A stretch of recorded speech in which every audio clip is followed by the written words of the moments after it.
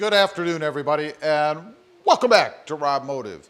It seems the new Toyota Tacoma, the 2024 Toyota Tacoma, is fighting an uphill battle. You know, I did a poll recently, just a real little quickie informal poll on the channel to see if people were going to buy the new Tacoma or not. So I'm going to give you the results of that, and then I'm going to tell you why people say they are doing what they are doing, not to give away the result of the polls right off the bat. So here we go. This was the poll. Will you buy or not the new Toyota Tacoma, and why? Either way. Well, here's the results. I got a yes of 28% and a no of 72%. That is with 114 respondents. Now, I know it's not like a poll of 1 million people or running up against people in the street at random, but these numbers do come from what I assume are Toyota Tacoma enthusiasts, or at least people who are interested in the Tacoma because they're watching my channel, right? A Tacoma-oriented channel. So I'm a little bit surprised. I figured it would be a little bit higher on the yes side. I mean, 28%, that's not very good. So what are people saying? Why are they not interested? And what is still so appealing about the existing Toyota Tacoma, which, by the way, they hit a home run with this model. I mean, it's gorgeous. It's still gorgeous, and it's still relevant today. I mean, I understand that part of it. Why would you want to see this model go? So let's jump right into it. Number one, the biggest thing that I heard is that it's a 4-cylinder turbo. Many people are concerned about that. A lack of power, towing issues, hauling issues, and longevity. We'll get to that one in a minute. It's another aspect of the responses, I suppose. But the 4-cylinder turbo in the Toyota Tacoma does not, and I'm not surprised, seem to be a popular choice on the part of Toyota. I don't know if they really had any choice, you know, to meet government requirements and all that good stuff. Yeah, they probably had to go to a 4-cylinder. Fuel economy, emissions, I mean, all, you know, everything that they do out there. Number two, this one I found a little bit interesting, no access cab. I didn't realize the access cab was that popular with the Tacoma. Now, there is kind of a single door Tacoma in the models that I saw that they're going to do, but unfortunately, it doesn't have the doors that fold out on the back, if you will, at least from what I've seen. You open the front and you have to pull the seat forward, and then there's that area behind the seat. I don't know. For me, I've had an access cab, and, you know, other than hauling stuff maybe, the rear was not very useful. It was uncomfortable. The seats folded down from the sides of the truck, and they were really like a couple of pieces of plywood with a little bit of padding on them. The angle was bad. The position up and down was bad. Comfort was bad. I mean, there was nothing positive other than the looks.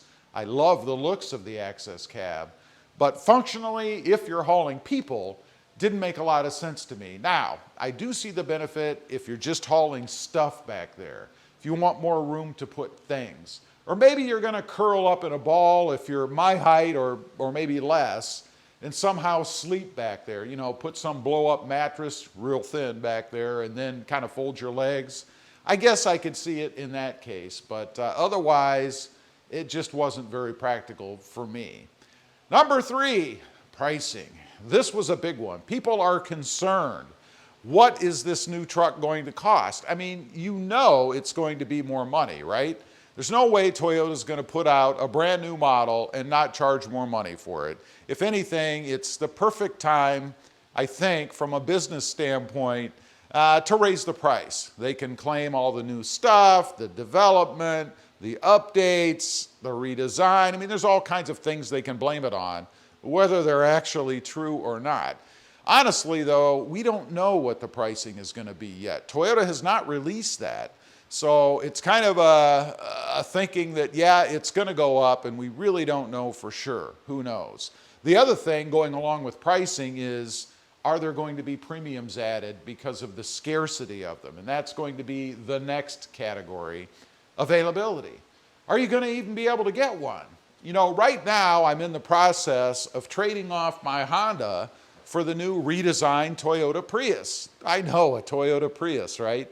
Who would have thought? Certainly not me, but I love the car.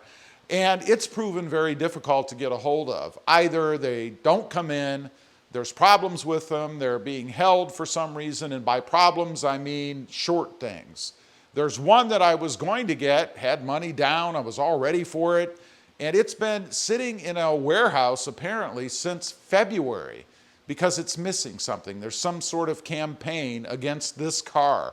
I don't know, I had to switch something else. But good news, I'm actually picking one up very, very soon. Lastly, reliability. You know, the outgoing model has proven to be very reliable, right? I mean, this truck will run, what, 300, 500, a million miles, whatever, with little problems. You know, the normal stuff, maintenance things, maybe transmission fluid changes, normal oil changes, air filters, things like that. But it is rock solid. We don't know that about this new Tacoma, and people are afraid of that, particularly because of the turbo. You know, turbos do not have a great reputation for longevity. And let's face it, one of the biggest reasons people have bought the Tacoma is because of longevity and reliability. You know, if you need your truck for work or whatever, it's not going to do you much good if it's sitting in the shop on a recall or having problems because it's not quality. That's something that Toyota has always had. That is a big unknown with this truck, and that is something that is really playing a big part, I think, in these numbers. People don't trust that it's going to be reliable because of that turbo.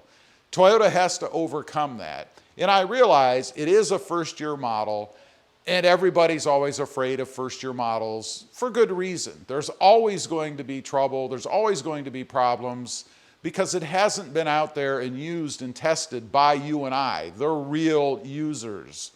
Hopefully, they're not going to be anything major, and it will be at least as dependable as what we have right now, or there'll be fixes that Toyota can take care of quickly.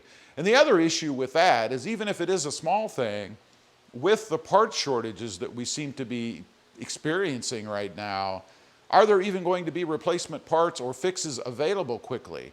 Or is it going to turn into one of these sitting at the dealer for months waiting for a widget to show up because they can't get it?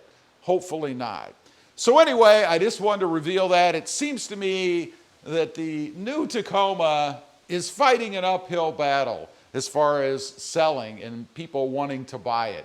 Leave a comment here. Let me know. Are you interested in it, or do these things worry you as well? I'd be curious to know. Thanks for watching. Stay safe out there. Bye.